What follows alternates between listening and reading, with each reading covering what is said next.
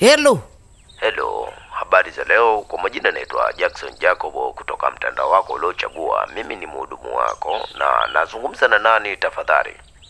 Kwani wewe ulikuwa unamtafuta nani? Yaani nimepiga simu wewe alafu unaniuliza mimi namtafuta nani? Mimi nimepiga simu au nilikuwa nakwambia na shida na mtu? Hapana, nimekupigia simu kwa ajili ya kukusanya kero, na maana tupo katika kipindi cha maboresho. Tulikuwa tunahitaji tufahamu unapatikana mkoa gani? Kwa akili zako wewe ninavyoona, sina kwa nimesoma mpaka majilio hapo juu unafanya kazi ya kuhudumia wateja, si ndio? Ndio, nakuelewa vizuri.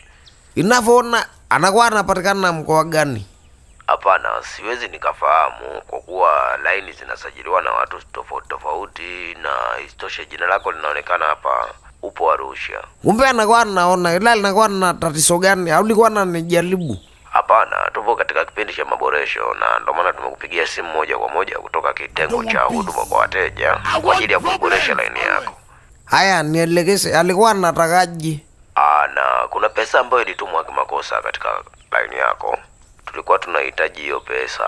Anakuwa ametuma shingapi bana, anakuwa anakosea hapo juu? Ni kiasi cha 500,000. Kwani wewe kwenye akaunti yako una kiasi cha shingapi? Juzi alikuwa amemtumia mama Royo pale hela, alikuwa hospitali jana, ametuma hela ya nini?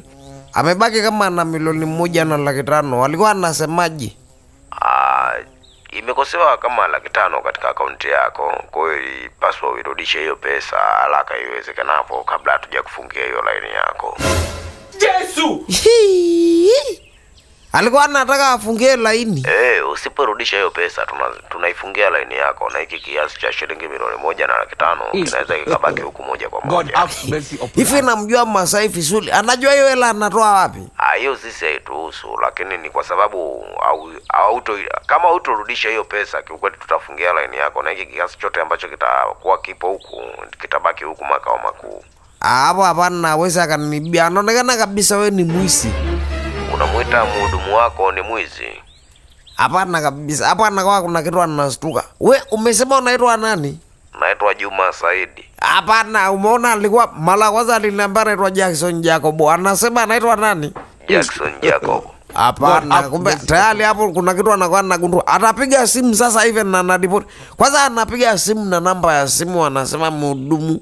Jana tu amenitumia message nisipokee simu wala nisitoe maelekezo yoyote kuhusu hiyo namba nyingine ya simu, isipokuwa natakiwa nitumie tu namba 100.